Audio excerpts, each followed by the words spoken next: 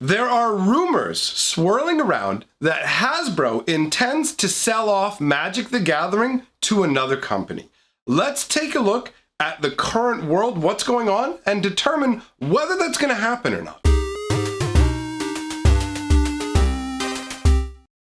Greetings, owners of fine luxury cardboard rectangles. We are here today to address the speculation that Hasbro may indeed be selling off Magic the Gathering. Now, what does this mean? First of all, let's talk about what it would mean if Hasbro did sell off Magic the Gathering, because it could mean one of a number of things. There are people, basically the idea that people try and float around is that either based on poor performance of Magic or Hasbro just trying to move in other directions, because you need to understand that Hasbro is a toy company, right? And the environment for toy companies has been bad. We all know that Toys R Us got the axe. It's pretty much done ski.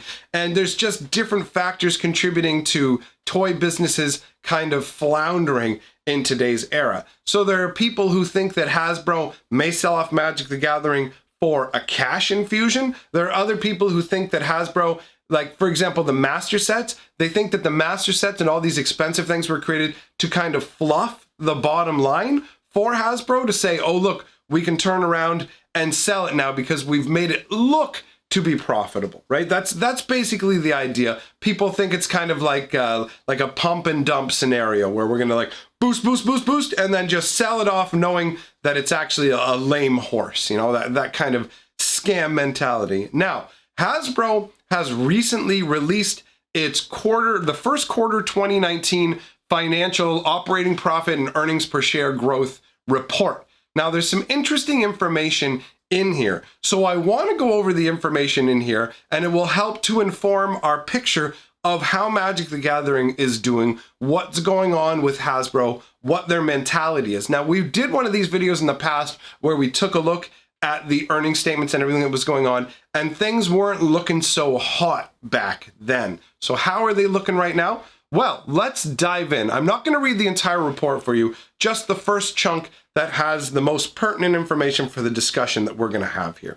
So, first quarter 2019 revenues increased 2% to $732.5 million, absent a negative $24.3 million impact of foreign exchange. In the first quarter, 2019 revenues grew by 6%.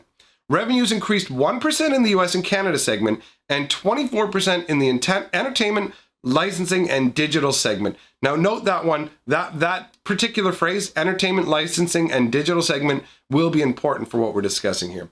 The international segment revenues declined 2%, but increased 6% absent the negative $23.4 million impact of foreign exchange. So I'm not 100% on the language with this, but I think that just might mean the difference in currencies, and that's the difference there. Now we notice that they are doing particular offerings for markets like Japan. They had done the global series where they were trying to do something specifically for China. So they are looking at creating additional products for markets outside of the US and Canada. We can see that revenues have gone up a little bit in the US and Canada, 1%. That's specifically referring to paper like tabletop Magic.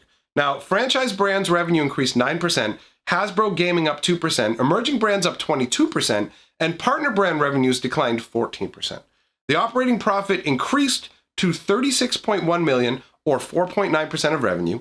The net earnings increased $26.7 million, or 21 cents per diluted share. So the quarter ending cash of $1.2 billion returned $128.5 million to shareholders, including $79.3 million in cash dividends and $49.2 million in share repurchases. So we can see that Hasbro is making enough money that they're actually able to send money out to the stockholders. It's not a situation where they have to refuse to send out the dividends. So that's a good sign in terms of the health of the business. Now, it says here, Hasbro today reported financial results for the first quarter 2019. Net revenues for the first quarter 2019 increased 2% to the $732.5 million. That's a crazy amount of money. Basically, it's up from $716.3 million to $732.5 million. It doesn't sound like that much when you go 716 to 732, but when you realize we're talking the millions of dollars, that's a huge difference.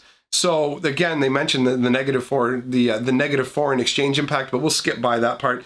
Net earnings for the first quarter, 26.7 million, with the 21 cents given out per diluted shares. Now, the 2018 reported net loss includes after-tax expenses of $61.4 million, primarily bad debt associated with Toys R Us. So a lot of the problems they were having before is debt that was incurred by the failing of Toys R Us. Toys R Us, for those of you who don't know, I imagine that would be people outside of North America. Toys R Us was a very huge toy store chain that existed all over the place in North America, but they were also really, really overpriced. They had very, very expensive prices on their toys. They weren't competitive. You could find toys that were similar to what they were selling in a lot of cases at the dollar store for much, much cheaper prices. So they weren't really competitive in today's market compared with Amazon, dollar stores, and all these things. All these different things kind of ate into the toy business, right? So Toys R Us got just absolutely gutted. Now, they also had $15.7 million of severance costs that they had to pay as well, and that's for letting people go. That's a lot of money, and a net charge of $47.8 million related to U.S. tax reforms on top of that.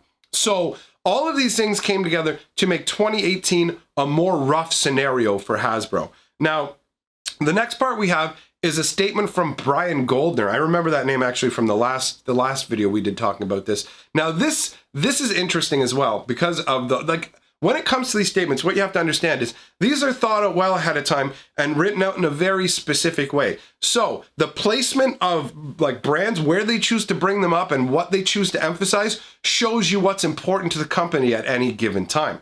So the global Hasbro team is executing very well and delivered a good start to the year, said Brian Goldner, Hasbro's chairman and chief executive officer. So this is the big guy in charge. He says, our long-term investments in new platforms provided a meaningful contribution from our digital and esports initiative.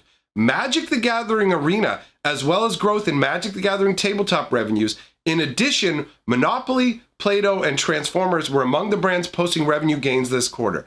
So Magic the Gathering gets top billing, absolute top billing in Goldner's statement. And that says a lot. You lead with your strong foot forwards. Magic the Gathering is currently Hasbro's strong foot. And if you notice, specifically, Magic the Gathering Arena is mentioned first, but Magic the Gathering tabletop revenues are also mentioned before Monopoly, Play-Doh, or Transformers. What this means is that both Arena and tabletop are succeeding and growing. Wizards of the Coast has done a good job of pulling themselves out of the mistakes they were making before and gotten themselves on a more sure footing, and they're going forwards in a stronger sense for sure, based on what's being said here.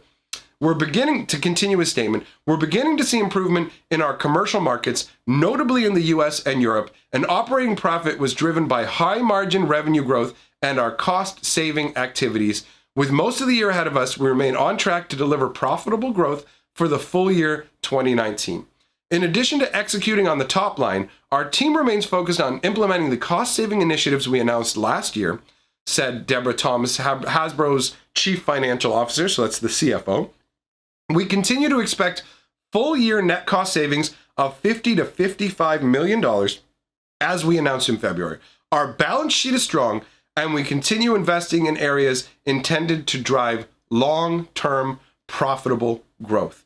So, a big portion of the money that they are making recently is actually from Magic the Gathering Arena. It looks like Arena is one of the things that's helping to stabilize the company, along with the fact that they've restructured, they've let people go, indicated by all the severance costs. But either way, tabletop Magic, so paper Magic, and Arena Magic are both contributing to Hasbro's success. And what this means is anybody who's worried that they're trying to just shove everybody into Arena, you don't need to be worried about that. They're going to continue on with paper offerings. We know this when you look at things like Modern Horizons as well, right? Modern Horizons is not designed for Magic Arena. It won't be on Magic Arena, but is being made for the paper players and required new cards being designed. Unlike previous master sets, they had to design new cards for the set, new artwork, all kinds of things that actually show they're focused on growing paper as well. If you look at everything they're doing in the stores, they're definitely still committed to keeping paper a thing. Hasbro is on board with that. Now, Arena's bringing in